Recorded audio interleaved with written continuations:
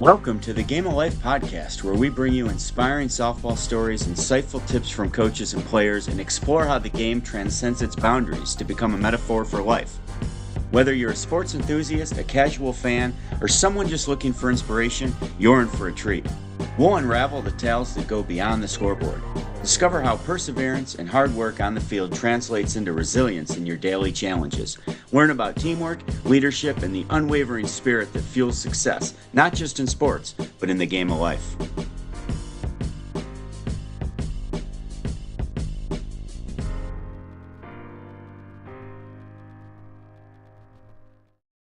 Here, this is like worlds colliding right here. Allie, I'll let you do the introduction from here. Yeah, so tonight we have Coach Jess Bump on the call. So she was my coach at Binghamton and is now, I'm glad to say, one of my friends. But she's someone like super important in my life. So we're really excited to have her on today to kind of just share about her story and share about herself. So with that, I will turn it over to her. Do you want to tell the listeners kind of just a little bit about yourself and then we'll go from there? Absolutely. So first of all, I'm so excited to be on here with two of my favorite people. I've been waiting over a year to do this with you. So I'm glad that I'm finally special enough to be in your guys' presence on the podcast. Well, thank you for the introduction, Al. But a little bit about me. So I grew up in the Binghamton area and I went to Windsor High School. So Section 4 Alley, put her there. Yep. Um, I graduated in 2010 and then I played at Binghamton from 2010 to 2014.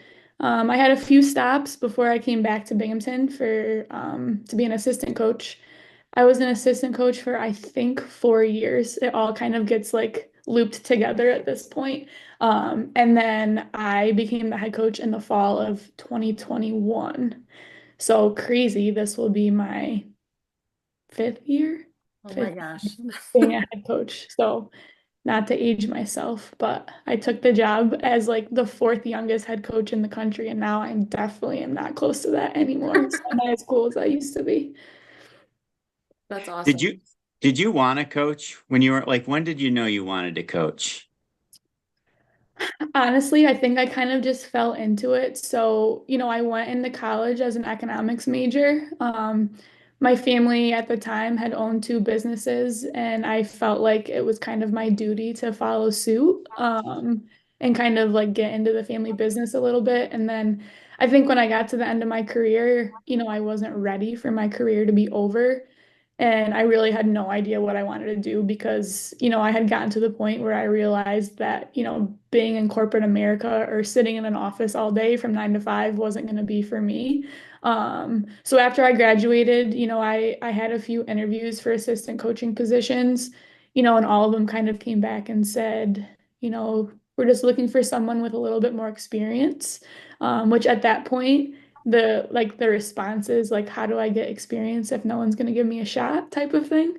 So it was like the end of July, beginning of August, and then Coach Johnston reached out to Rachel Lawson at Kentucky. So a little background. Michelle played for Rachel and then also coached with Rachel at Maryland. So that was kind of the connection there.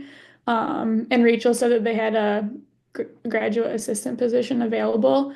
So I interviewed like a week later over the phone, and then like 5 days later, I had to drive and move in to Kentucky. So it was a pretty quick like phone interview, and she's like, "All right, do you want to come?" And I said, Sure." So packed the car up, drove to Lexington. So that was like my first stop and kind of when I knew I wanted to continue after that.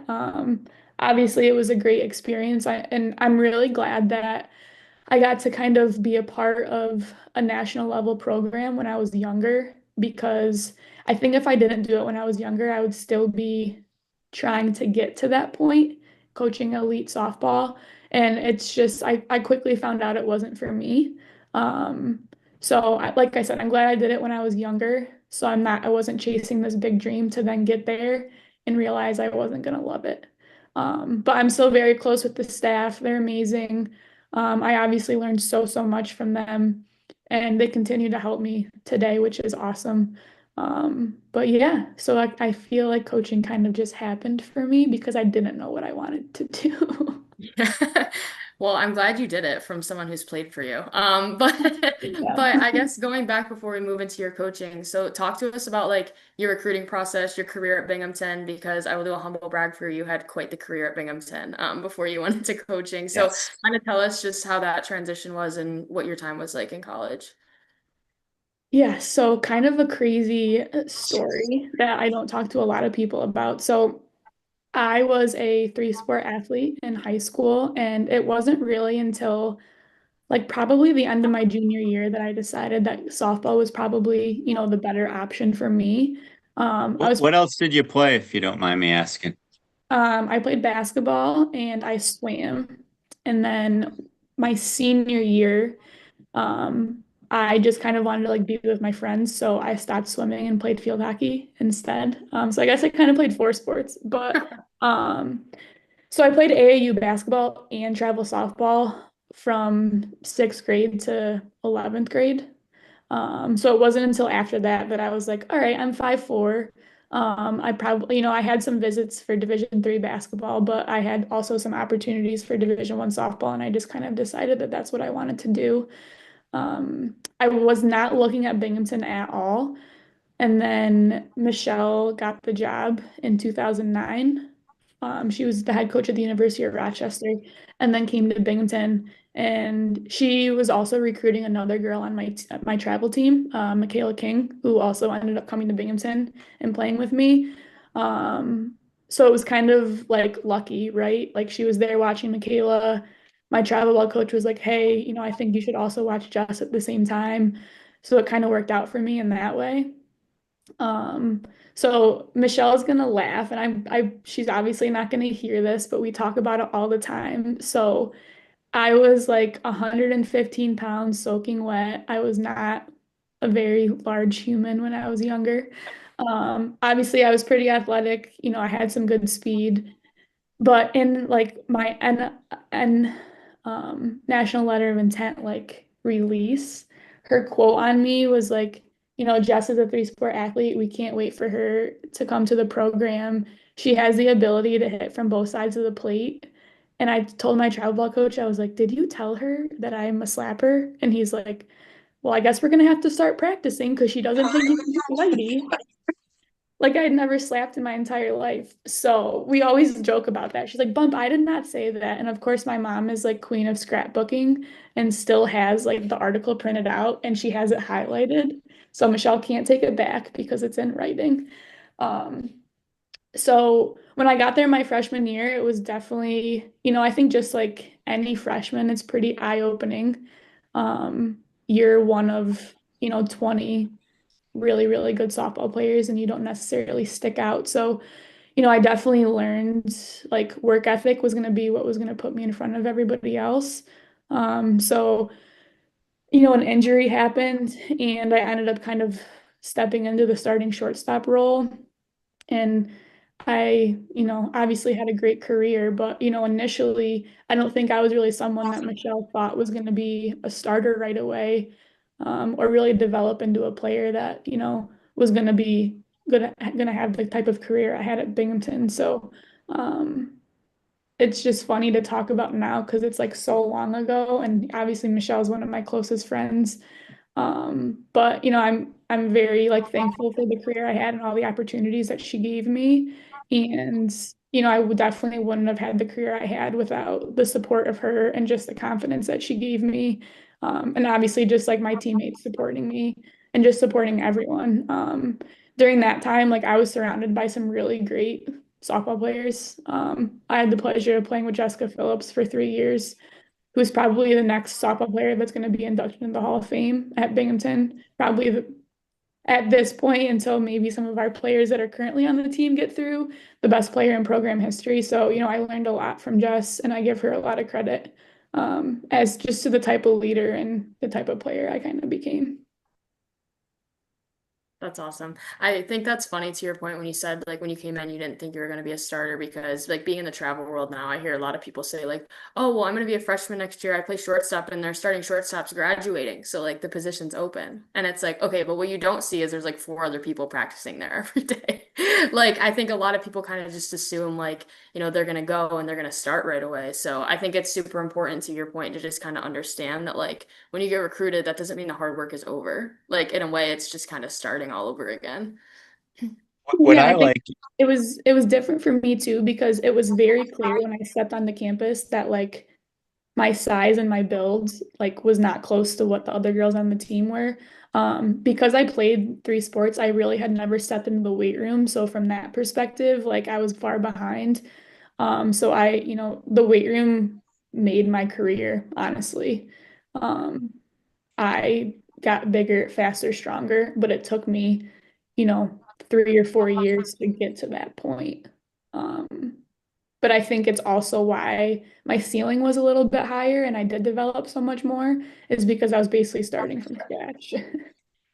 what I like is you didn't go in expecting anything really. You just went and competed and got better. And sometimes I think everybody expects what their college career is going to be like, and I don't think anybody really knows what it's going to be like. But the consistency of working is going to get you somewhere, and nobody knows what it is. That's what I love about your story. And it's crazy because like in my mind, I feel like I just played like 5 years ago, right? Like it seems like it was so close. But obviously the nature of the sport has changed so much. So like when I went into college, it's not like it was all over TV, like social media didn't exist. Like I didn't know anything about Binghamton softball, right? Like you kind of just show up and like you practice. You don't know any of the girls or their successes because there's not really, content on it. Right? I think that's one of the biggest things that's changed. Softball is huge right now in the world of sports. And just with how social media has completely transformed the game, I think that's also where the mindsets have changed because they see all these big things. Whereas like back when we played, there wasn't any of that. You were Yeah. just like an athlete going to like play softball. And now it's just so much bigger than that. That's a Yeah. good point. So the comparisons are there, not because you want them to be, just because you see them plastered everywhere on social media. So it's human nature to say, oh, this person does this person does that. Where back in your day, you didn't know. You just came, showed up, and put the work in. Yeah, because like we weren't posting videos on Twitter, right? Like I still have a stack of DVDs in my office of like all of my teammates like recruiting videos that Michelle had to like put into a DVD player to watch, right? Like that's how recruiting was back then. And it's not like it was 10 to 15 years ago. So this whole like landscape of the social media, like you're seeing the players that you're competing against recruiting wise, Yeah. right? Like so yeah, I think without whether you're trying to or not, you are comparing just because you're seeing it all of the times, just scrolling Yeah. through social media. So transitioning a little bit to your, coaching journey on the other side of the field, what do you feel like were some of the biggest things you took from your playing career into your coaching career? Like things that you were like, all right, this is the type of coach I want to be because of X, Y, and Z in my playing career. Oh, this is a hard question, I actually. But know. it's always a question that comes up, so you would think at this point I would know how to answer it. It is tough. I always think when I think back on it, like Michelle always comes to mind. Like I think I'm going to talk about her a lot because she was very intense. I mean, you played for her, right? She is the most competitive person besides Michaela, that I've ever like had the luxury of being around all the time. And I just loved like her passion for the game. And like Allie, you can allude to this. Like she was catching bullpens, she was practicing, like she was showing us how to do things. And I just thought that was like the coolest thing ever because some of my other friends, like, no, my coach would never be catching a bullpen or doing X or doing Y or good He or was good. lifting with us sometimes. Right. So I feel like I just had there was like an aura about her that just made me want to work harder because I could see that she was working hard too. So I think like when I think about myself, like I'm really just trying to give our athletes the type of experience that I received from her. Um, but I think it's like everyone's going to say something different, right? Like one of my teammates isn't going to say that about Michelle because her experience might be different. There might be girls that have gone through our program that wouldn't say that about me, that I didn't give them a good experience. But I think if I can give 90%, of the girls that I coached throughout my career a good experience. I think you alluded to it that we're friends now, so that means you're one of them. So that's good. Um, Yeah. I think going back to my playing career, it's just like I was an observer a lot of the time. So like I talked about Jess Phillips, like she was an amazing, humble leader and never said a word and never talked about herself. So I feel like I always think about her too, like when I am coaching, like how do you be humble, but also like speak on the things that you're confident about that you've done and like your staff has done for your program. Um, so I think a lot of my things are just like kind of being nostalgic and thinking about all the people in my past that have kind of like touched me like in the world of softball. Because this isn't a job that you can do if you don't love it. Yeah. Well, what I love about what you said too is like every reason you just gave was like relationship based. It had nothing to do with like stats or like technical skills because I think when a lot of girls think about playing in college, it's like college coaches are really tough, which they can be, but it's like it's also you need to be a good person and you need to be a good teammate and you have to be a leader, like all of that stuff, which I think sometimes just gets lost in translation somehow of like hey, like, there's travel coaches out there that scream at you and they want to practice 7 days a week. And they're like, if you can't handle me, how are you going to play in college? But it's like, okay, a lot of college coaches, though, like, I remember you always telling us, it's like, I want you to be a good person at the end of this. Like, I want you to be a good player, but I also want you to be a good person. Like, I just think sometimes that just gets missed too. Right, and it's funny that you just brought that up. So we started school on Tuesday, and we don't ever really do like a full team meeting, right? Like we don't really do a presentation. Like we're just people that kind of like speak from the heart. Like they already know what to expect. The freshmen, we've known them long enough. Like they've been on their visits. They know like enough about the way we do things that like we can just talk about it freely. Um, and one of the things, we talked about is like the staff is your parents away from home. So you have to respect people's time. So we were talking about academics and our academic advisor and how she's really busy and like don't text her after 6 p.m. like because you have to respect her time. You can't miss tutoring appointments. Why?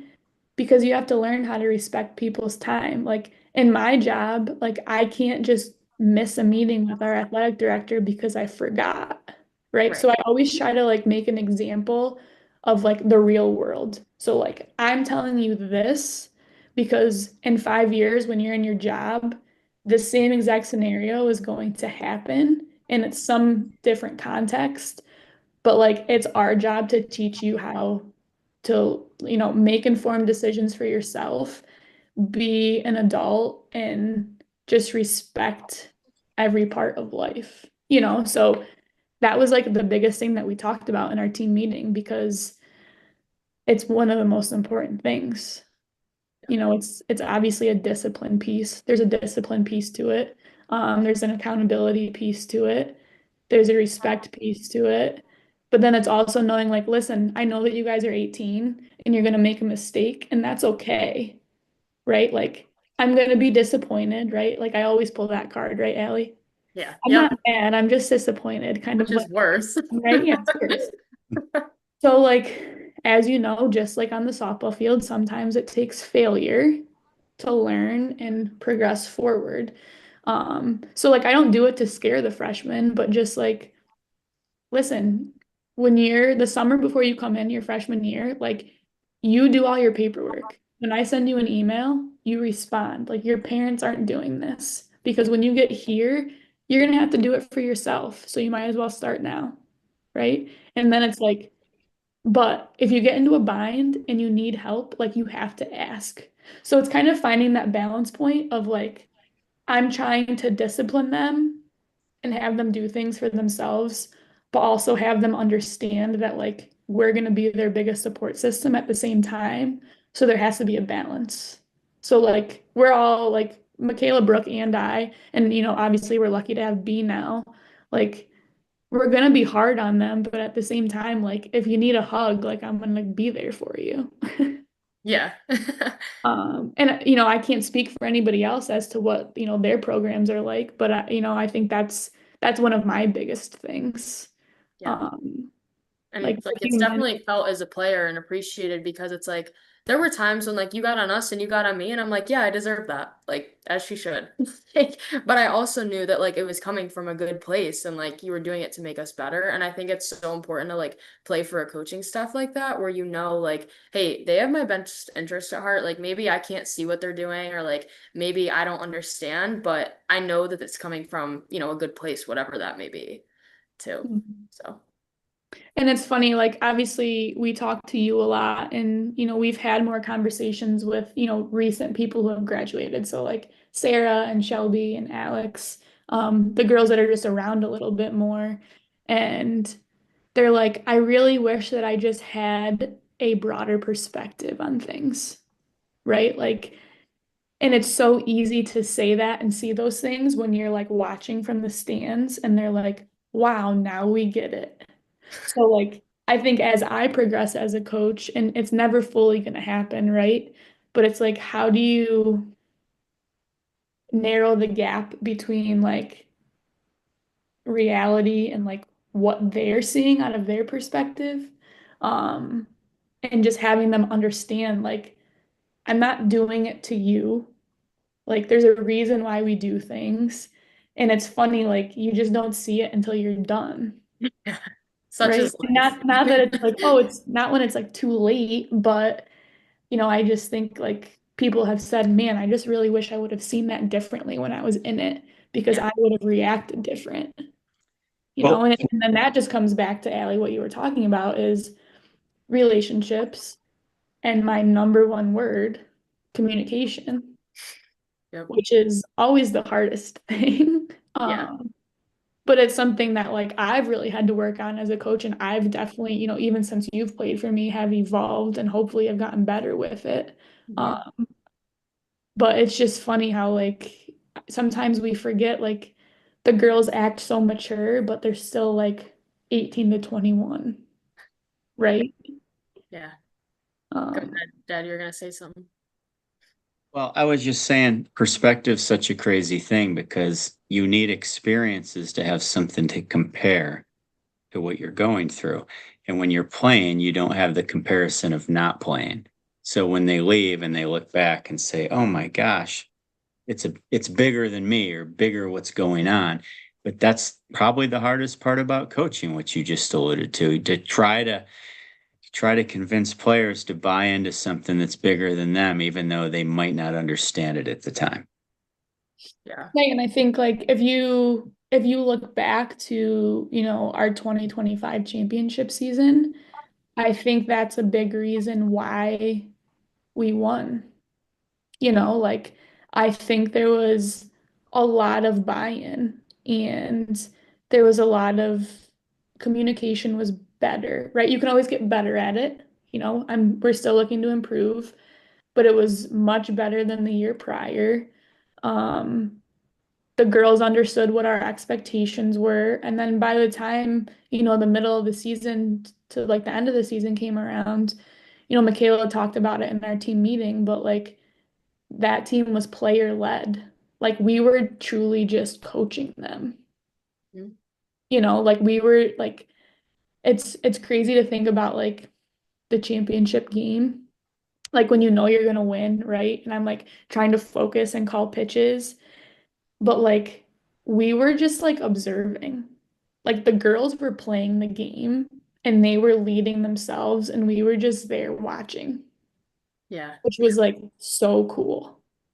That's awesome. I think what I was gonna ask you next, which you kind of went into, is, since you became head coach, like watching or even like, when Coach Johnson was there, watching the program grow over the past, 6, 7 years has been so incredible. Like, what are like some of the biggest things you've seen in the past few years of like just Binghamton softball trending up? Because like you guys are so truly so fun to watch. And I think that's a huge testament to like, the players, the coaching staff, the athletic community. Like, what is some of the biggest things you see or like what you kind of credit that to?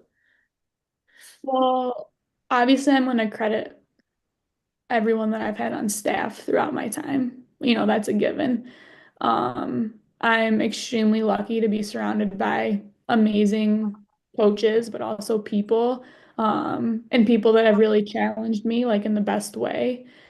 So I think just in turn, like I've become a better leader. And at the end of the day, like I'm not trying to be somebody that I'm not. So as a coach at this level, like I'm truly just a leader and a manager of the game, um, which is what I'm good at. Like I stay in my lane, right? And that's why I've hired the people that I've hired. So, first and foremost, I think we've had the right staff moving forward pretty consistently.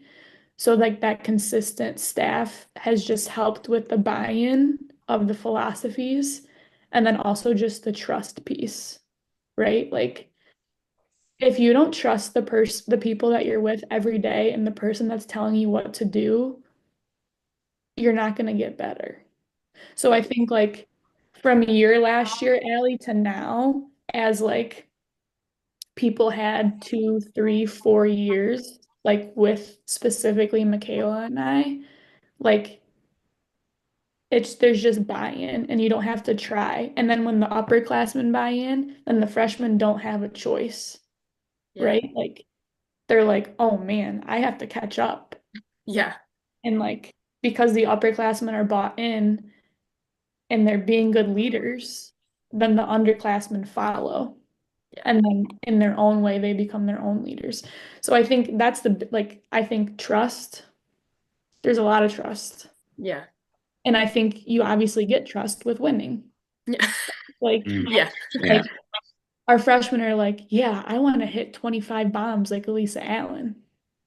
Like, I'm going to trust Michaela because she has really helped E, so she's probably going to help me, Hmm. right? Like, our freshman pitchers, like Olivia Kennedy and Bree Roberts have had great careers. Like, they know what they're talking about. Obviously, Coach Bump is managing the pitching staff pretty well, so I'm going to listen to her and trust what she's saying.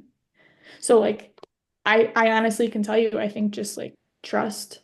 And then in general, I think our freshman classes coming in are just more athletic. So we're able Yeah. to do more with them. Yeah. That's awesome. No, it's been so fun to watch. So I cool. know. It's pretty crazy. Like I can't believe this is year 5. I So much has happened.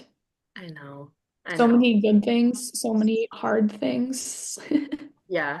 No, I want to go back to the piece where you were talking about kind of communication because that's something like as I've graduated, I feel like my time at Binghamton, it just set me up for what was to come next because I truly now am like not that afraid of having hard conversations. Like, don't get me wrong, I don't like them, but when you're at practice and your teammates are giving you feedback and people are, being super honest with you, it doesn't really scare you in life anymore just because you're so used to it. So I think it's just like you almost have to think about your stages of life as setting you up for the next thing, like stepping stones. Like to your point, okay, filling out your paperwork in high school might seem like a big deal, but that's setting you up for college. Doing that stuff in college is going to set you up for your job, right? Like it's almost like doing yourself like you're not doing yourself justice if you're not doing that stuff because it's not setting you up for the next phase that you're meant to be in. Like the one that comes to mind for me is I remember I think it was my junior year, like I was struggling hitting and I was in your office and you were like, "Hey, so what you're doing's not working." And I was like, "You're right." Like we need to fix this. And it was just like super honest. And I was like, yeah, I respect that because you're right. Like we do kind of need to do something different. So it's just stuff like that that maybe you don't want to say or you don't want to have the conversation about. But I've just learned that like avoidance is probably the worst thing that you could possibly do instead of just having the conversations. Mhm.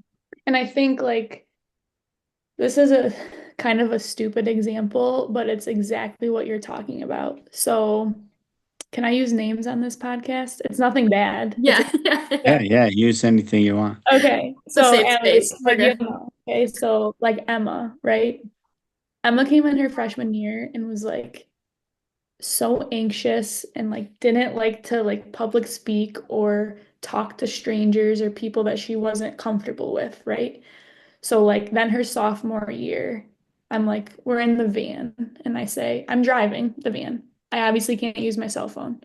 I'm like, Emma, I need you to order pizzas. And she's like, Coach Bump, I can't. I've never ordered takeout because I can't talk on the phone. I'm like, well, we're gonna learn today, Yeah. right?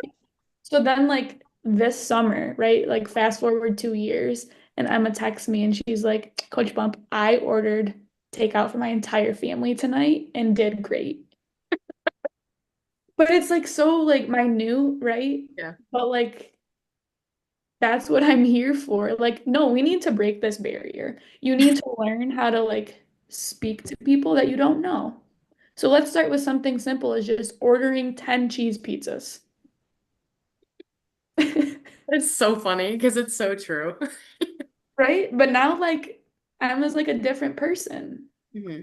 Like Yeah. she doesn't have that anxiety anymore. Like she might not love it, but she can accomplish the task. Yeah. Like I'm so happy that I like helped her break through with that. Oh my gosh. I That's know a that has nothing to do with softball, but I just felt like that has like that just was a good example for what you were just talking no, about. that's exactly what I was talking about. It has everything to do with sports and softball because if you don't use your time as an athlete to build a foundation for a better life, I mean, what's the point? You're going to talk about your whether it's junior career or high school career or college career the rest of your life, and then you never move forward. So any little win you can have while you're playing that helps you springboard yourself into the real world, to me, that's the whole point of everything you're doing. I mean, trust me, we like watching the games and we follow and we love winning and we love Binghamton softball. But the fact that you're building young people is, to me, that's the whole point. Yeah. Yeah, and I think, when I think about like what my mission is, right? Like when you go for interviews, they're like, "What's your mission statement?" And I think like my number one thing is like I want to help like foster approachable relationships that start with communication and prepare them for life after graduation.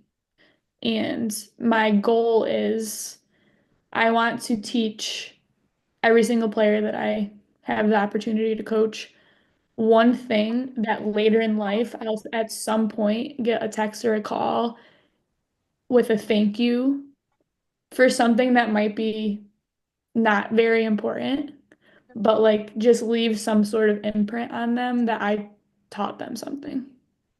And Yeah. that honestly doesn't have to have anything to do with softball, right? But like for me, that's an important thing. Like, so within the last few years, like our alumni are staying in the area. Like that makes me feel good because that means that they like Binghamton and it's not just for softball. Um, any text I get about people excited to come back for alumni weekend or like, man, I wish I realized these things 2 years ago. Like, thank you so much. Like, I didn't really understand it at the time, but like now I do, and I appreciate you.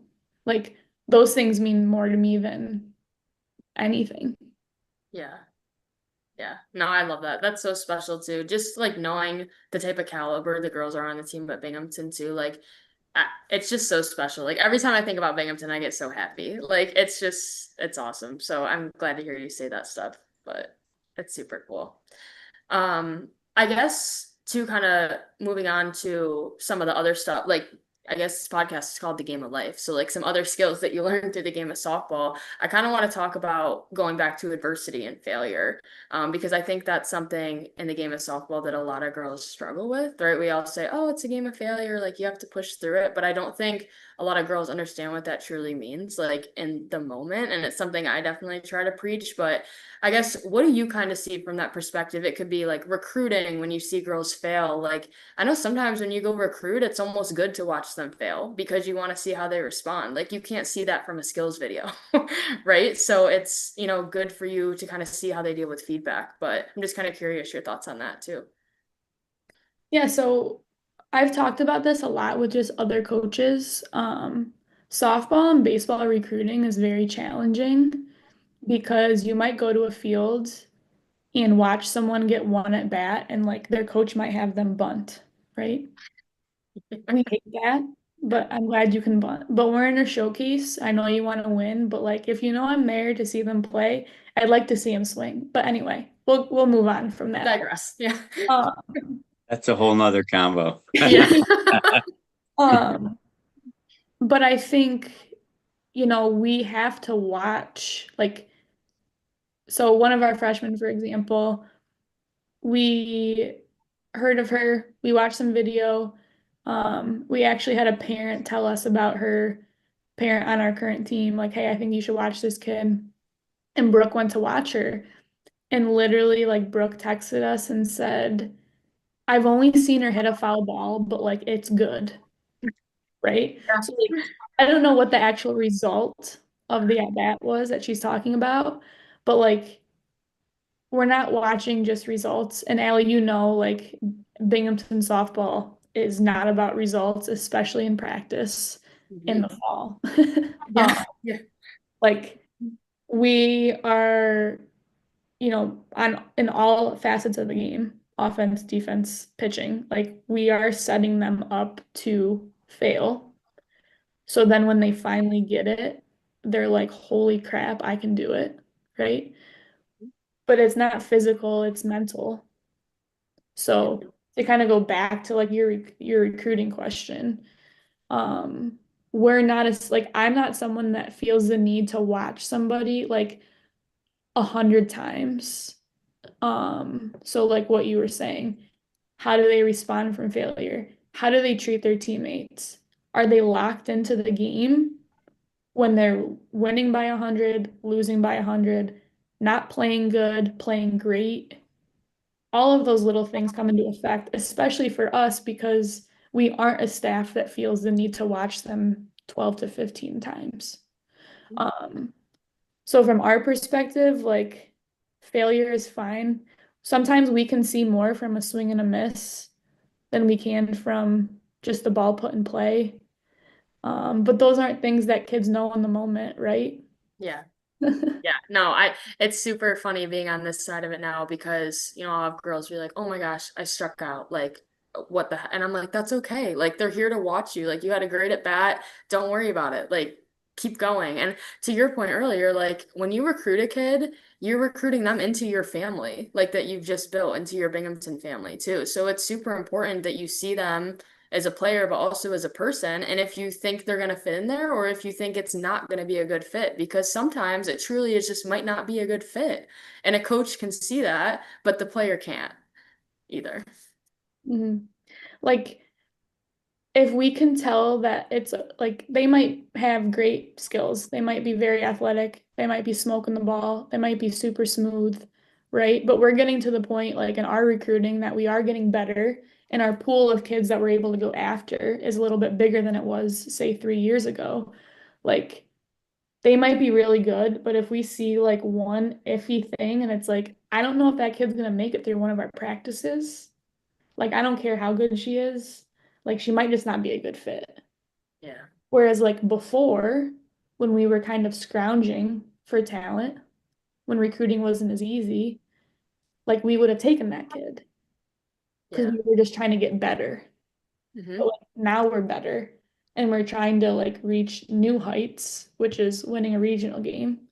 Yep. So, like, all of those little intangibles now at this point matter because if we don't have a good culture, then like we're not going to win. Mhm. But I I don't know if that's feel, the same thing 3 years ago, Yeah. right? Like, I Yeah. think Yeah. my Yeah. perspective on it has totally changed. it's funny. I feel like you're at the point you are now because you did a better job than you think recruiting when you had a smaller pool. You obviously picked the right people. So your Yeah. process worked. Started it Now what's that? because they're the ones that started it, Right. And now right? you have more to choose from. I feel like in a way it could be harder now because you have so many more people to choose from. Not to disrespect anybody in the past, but I feel you were pretty efficient because I think as a college coach, how do you get a program or any coach, how do you get a program from here to here and get people to buy in? You've done that. Hmm. Yeah. Definitely. No, that's awesome to hear. I guess just a fun question. What's like one or two of your favorite coaching memories at Binghamton? There. Um, okay, that's 4 years worth. I'm Okay. trying to guess what you're gonna say in my head. Let's see if Okay. So I'm just gonna, I don't have like obviously my favorite, like, this isn't a fair question, Allie, because winning a championship is clearly amazing. Right, maybe like some smaller one, like some fun story ones. Fun story. So the most electric moment, well, it's hard now because, Akira's walk-off was pretty electric. Yeah. But honestly, I can say that the Alex Musial I walk-off knew you were gonna say that. I knew you were gonna say that. against Hartford in the elimination game when we were down by 7 runs and we made this amazing complete team comeback Mhm. was awesome. Like I still go on YouTube because that's the only place the video is at this point because it was so long ago and watch that because it was just like and the highlight reel shows everything. So it shows like our blunders, our shining moments, and then it like ends with Alex's walk-off home run. Um, So it's funny because I actually thought about it the other day and watched the same video on YouTube like 2 weeks ago. but like it shows us going up, it shows us giving up like 10 runs, making 4 errors, and then it's just like chipping away. Haley hits a home run, you and Chloe and Soph and like the freshman Sarah Rundy like scores the tying run. Lamo's a substitute and gets the sack bunt down, and then Alex hits the walk-off, Yeah, you know. so cool. So that one's fun. Um, I'm trying to think of like some smaller moments. It Yeah, all kind of blends together with I like know. I feel like you played so long ago. I know. It's crazy. But the other thing I was gonna say too is I feel like there's so many people when I think back to the program, it's like you look at where they started and then the impact they made when they finished. And it was just so cool to see like truly trust the process of like, hey, do your job every single day game, do your job every single year, and then by the end, like you're making an impact on the field or you're making an impact in some other way.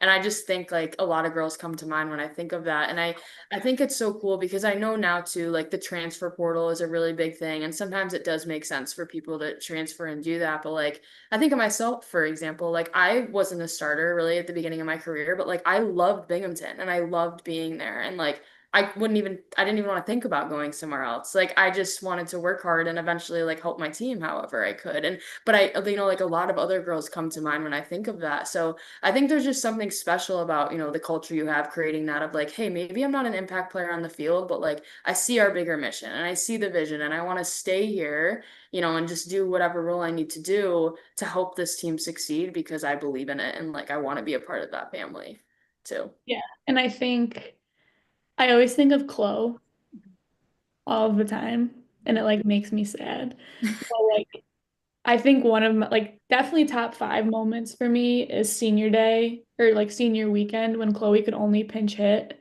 and like because of her ACL and she went 3 for 3 and like I was literally crying at third base because I was just so excited for her, right? Yeah, I remember that too. And like I was in her doctor's meeting and she was begging the doctor like I'll do whatever I need to do. Like I just want to somehow help my team to finish my career. And the doctor said, if you can prove to me that you're strong enough, I'll let you brace up and do whatever you can do. And like Chloe crushed the end of her career Yeah, she did. with torn ACL and like truly helped us win some games at the end of the year Yeah. as a pinch hitter. Yeah. Oh, that makes me happy just thinking about it. That was crazy. I remember that. And our whole team, like, it was just, that was an electric one too. That was Mhm. so cool. Yeah. What? But sometimes like this is going to be funny about this past year. Like when I think of this past year, I always think of the UMBC series when we dropped 2 out of 3 and how much that weekend like impacted the rest of our season. And like if we didn't lose 2 out of 3 that weekend, like I don't know if we win the championship, right? So it kind of goes back to what you guys always talk about perspective, failure. Like I think we were riding a pretty good high and then we had not a great weekend and it's like we're not there yet. Like as Michaela's favorite quote, we're not that good.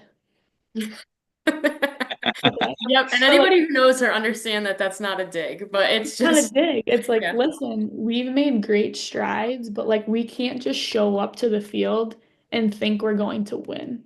Mhm. And like that weekend, Yeah. we did. We just thought we were going to win because we won the first game. And then after that, we finished the season like 20-1, something like that, Mhm. 19-1. But like Yeah. if we don't lose those two games, Right. I think we lose a lot or more than we did moving forward. Right. So like that's a moment that's cool to think about, you know. It's not an electric moment, but No, it's but a it's a good moment that I one. think changed our season and was Yeah. a reason why we won. Yeah. So like a failure helped us win. Mhm. Well, you know what failure stands for? It's my favorite acronym. I know, I like when you say it. For first attempt in learning under real world experience. And if you don't, I was just talking to a player the other day in high school that, oh, my new personal best benching, I don't know the number. We'll just say 160. I'm like, well, how do you know it's 160? Well, I didn't get 165. I'm like, so your new failure is 165. Starts laughing. No, my personal best is 160. The whole point of the convo was you have to fail to know what your best is, and you have to learn from it and keep going. Yeah. And it's just how you frame that stuff. It's the same thing as your earlier point, right? Like if you're watching a kid and you don't know if they make it through one of your practices because like I know Binghamton softball practices are set up to be hard. There were a number of times I walked out of that cage and I'm like, what the heck? Like I'm so frustrated right now. And that's just Did you really just say what the heck? yeah, that's exactly direct quote what I said. But but it was okay because it was all supported. But like you walk out and you're like, I can't figure this out. But an hour and a half later, when you do figure it out, you just taught yourself that you can overcome that in that small amount of time. So then you go to the game and you're like, I can do anything because I overcame that. And you do it every day. So I think it's just truly having that mindset of like, I'm not failing, I'm learning. And that's the same thing in life. Like at work, I make a mistake and I'm like, crap, like I don't feel good about it, but I'm never going to do it again because I just learned from it. So it doesn't mean you have to feel good when you fail. It just means you have to have the perspective of, okay, like I can either let this affect me in a negative way or I can actually do something about it. So I can either complain about it or I can act on it. So I think that's a good life skill too. And I think just having the positive perspective towards failure, which I understand from a coaching perspective, is very hard for younger girls that, Paul, I know you talked about it, that don't have the experience yet, right? So, like the way, for example, the way Michaela sets up our hitting circuits now, like we basically do the same thing for an entire week. So, day one, you get in there and you might not touch a ball. You might not touch one. If you had, but if you come back the next day and you have a good mindset and you want to figure it out, you might foul some pitches off. And then if you come in the next day, you're smoking the ball. But like if you don't have a good perspective to keep moving forward to get the result you want, like day two and day three might be just as hard.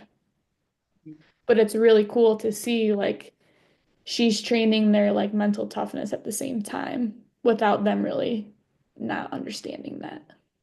Yeah. So from our perspective, it's good to see like who can wash an emotion from Mm, 24 hours before and get in there and just figure it out, find a way, Yeah. and then come in the next day and be really good at it. And it's like, wow, 3 days ago I was really bad, and now I accomplished something.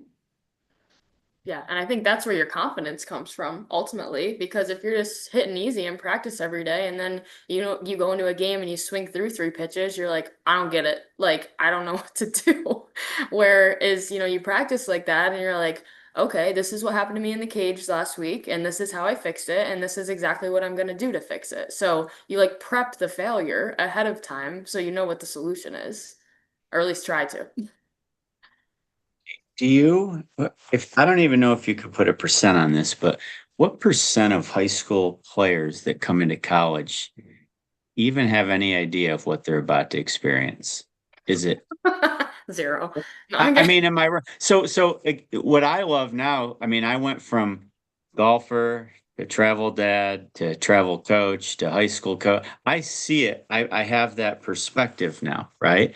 But even high school players, I hear them talking all the time and I have convos with them. I don't see any that just understand what's about to happen in the next 4 years. That's why I thought I'd ask you guys. Yeah, so I don't think it's something you can put a number on because obviously every individual is a little bit different. But I can just speak from like, the last week, for example. I mean, we have 8 freshmen, which is a lot. So I have a pretty good sample size Right. currently.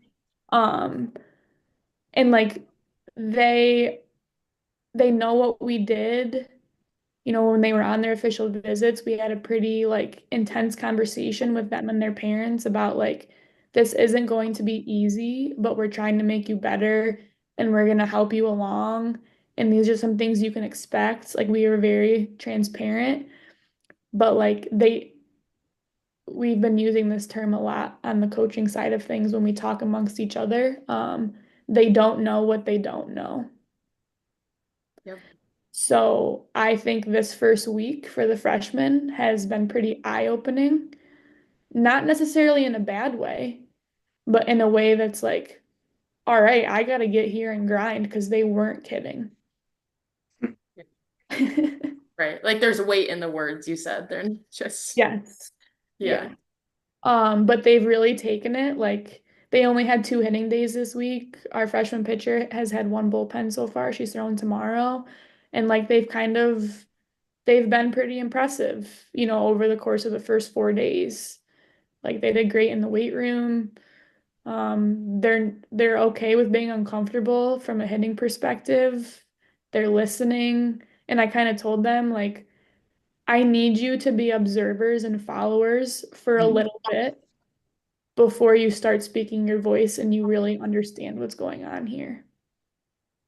That's a And big that one. might have Yeah. come out like a little stern in the moment, but it's like half of our team just won a championship and you don't know what it takes.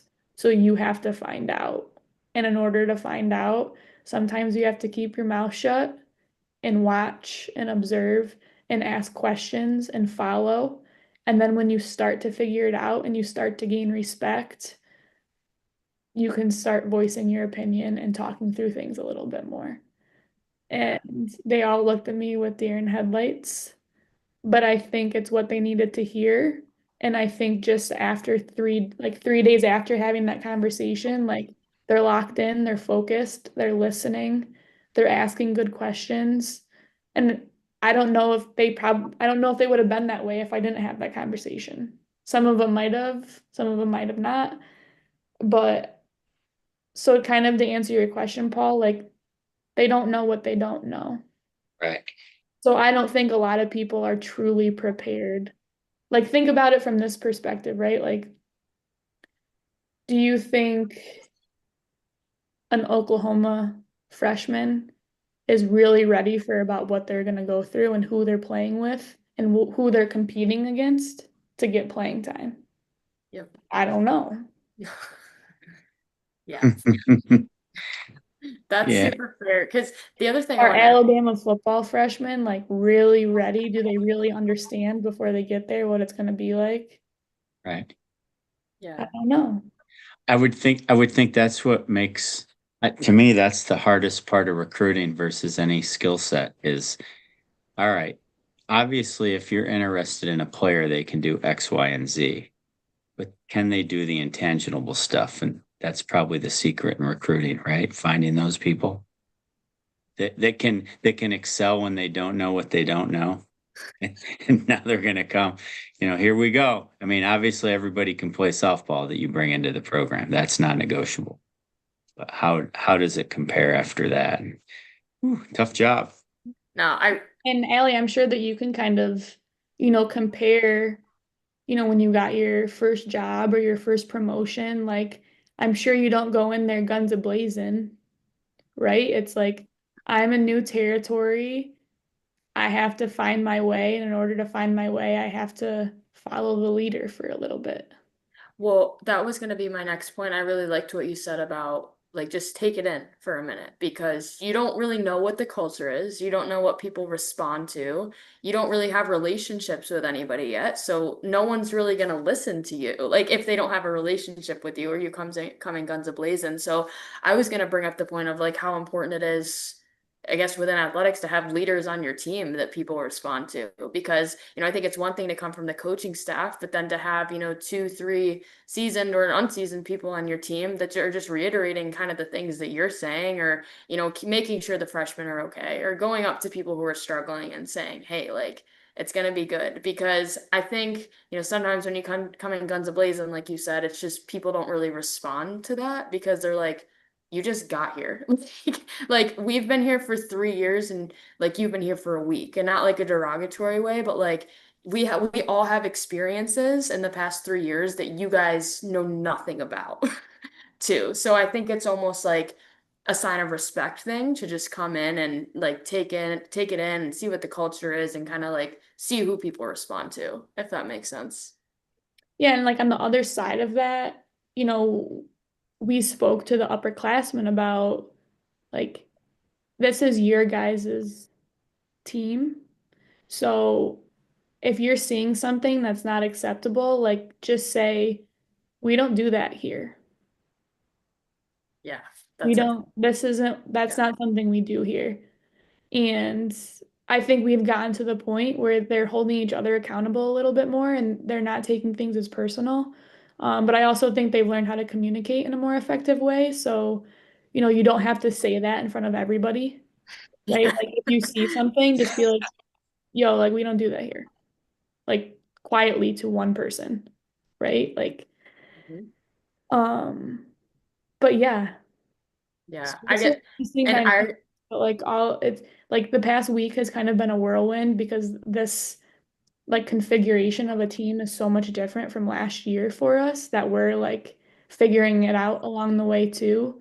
Um, but it's been really cool to see like our upperclassmen kind of embrace their leadership roles already, and have and then see the freshmen kind of listen to what we had to say yeah. and truly just like observe and take it all in and try to gain their respect through their work ethic and their play and their athleticism initially. Yeah.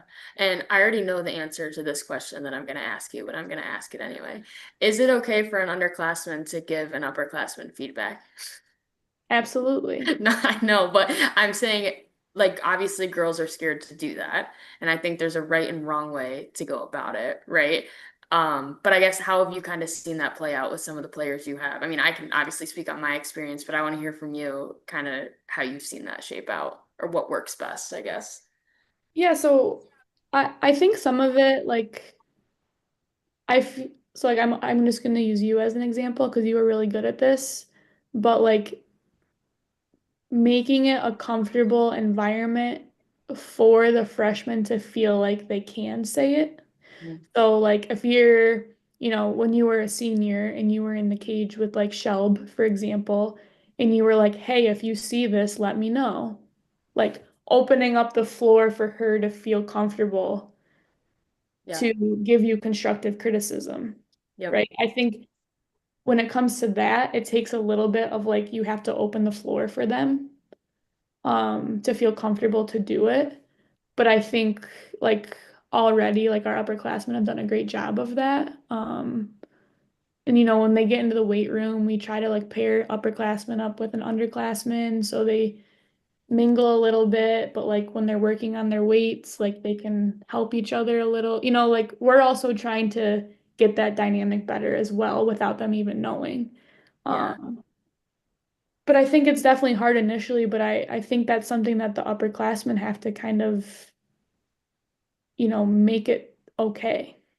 Yeah, that's exactly what I was gonna say. And it's funny because I remember, my senior year, I was lifting with like Akira and Shelb, and after they would test, even after I graduated, they text me and like tell me how they did and stuff because it was we were just so locked in with each other, and it was just so cool that they wanted to share that. And I think too, like I remember me and Sarah Rendy in the cage would not go at it, but like we'd be with each other of like figure it out, like you gotta do it. And she was a freshman and I was a senior, and like we made each other better. So.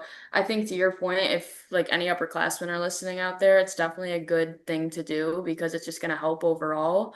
Because I think, if you're an upperclassman and you're just trying to give feedback all the time, it's kind of like, all right, I hear you, like I get it. But if it's a two-way street, it kind of just opens it up better for both people to be receptive of it, in my opinion, too, because it's like I'm helping you, but you're also helping me. So, And Allie, I know we talked about this like early on in your career, um, but just speaking your speaking what you have to say and having a voice doesn't have to be like boisterous and outward.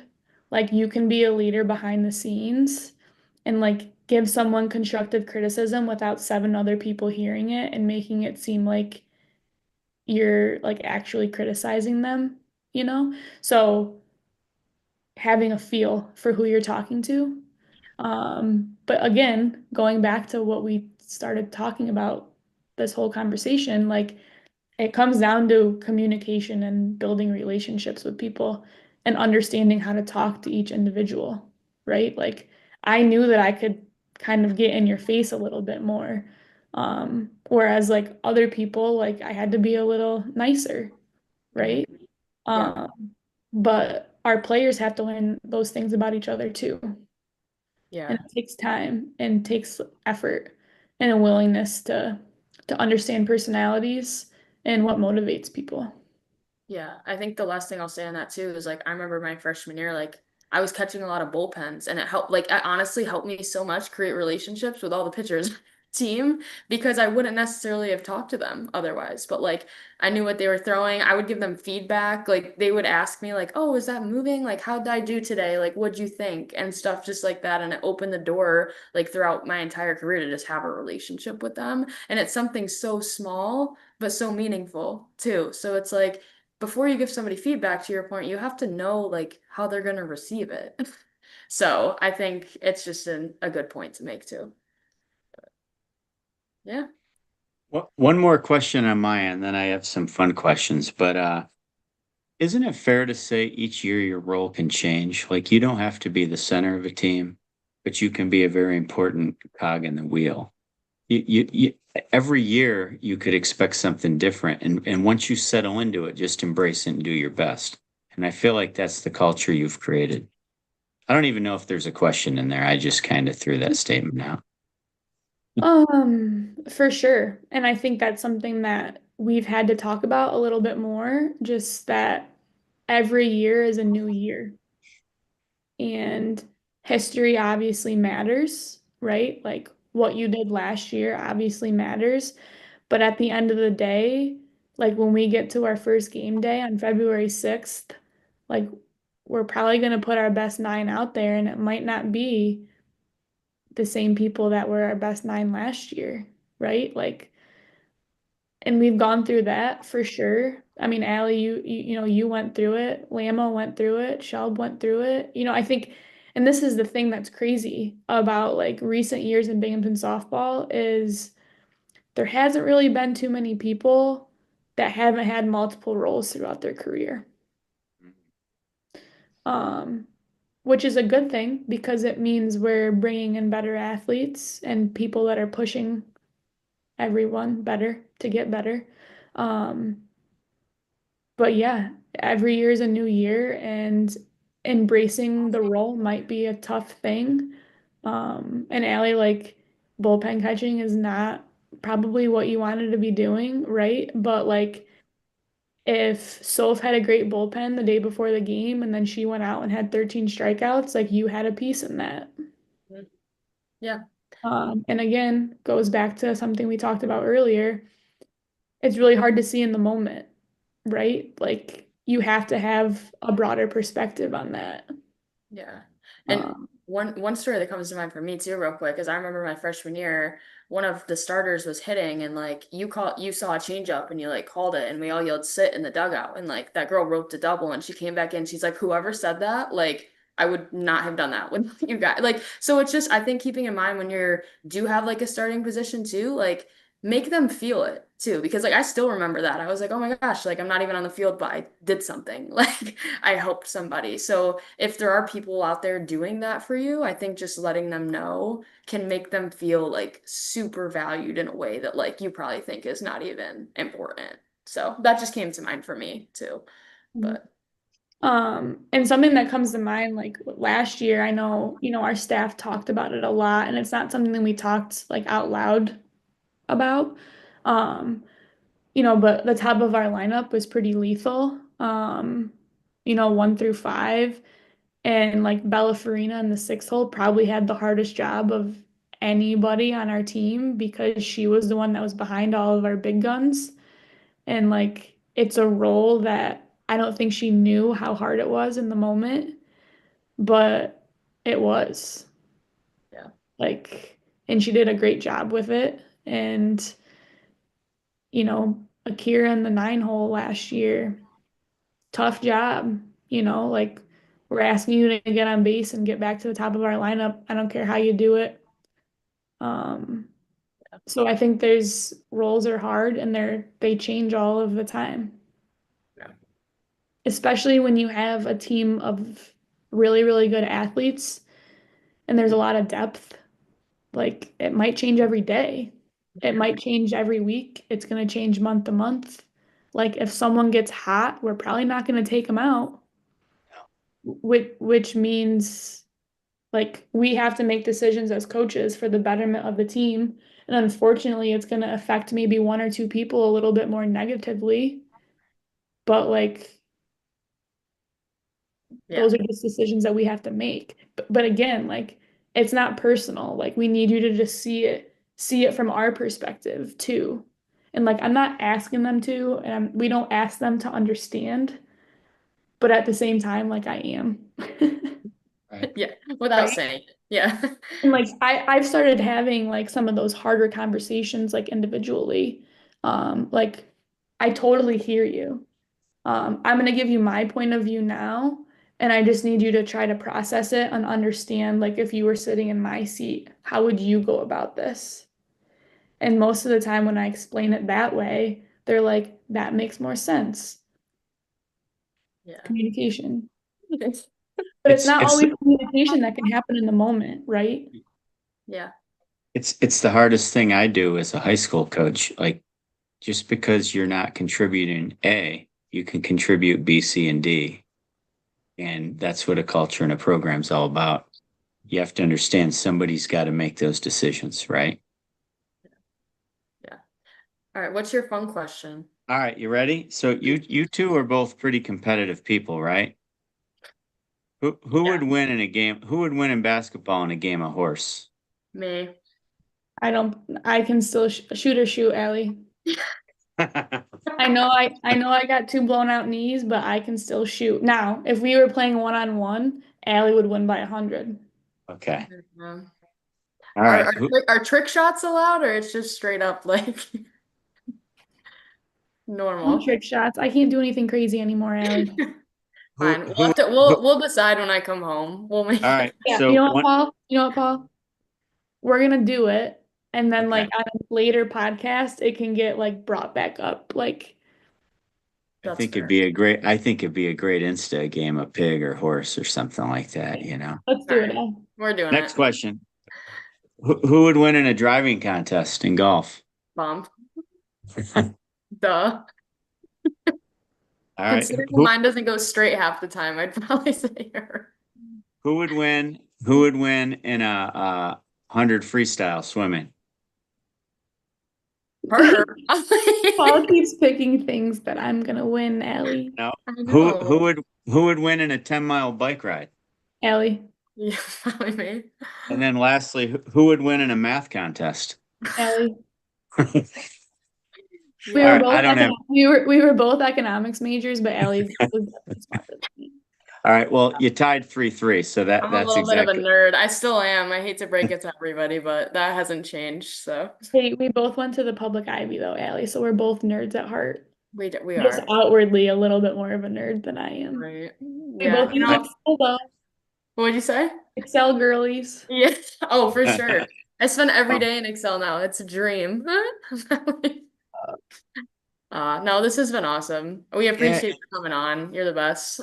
No, this was so fun and like I appreciate obviously your relationship, Allie, but also Paul. Like you guys were awesome parents and you raised an unbelievable human. So thank you. thank you so much. Appreciate that. We, Um, I just think it's so cool that, you know, we can be friends and like do fun things like this. And I think we can be honest, say that we weren't always seeing eye to eye.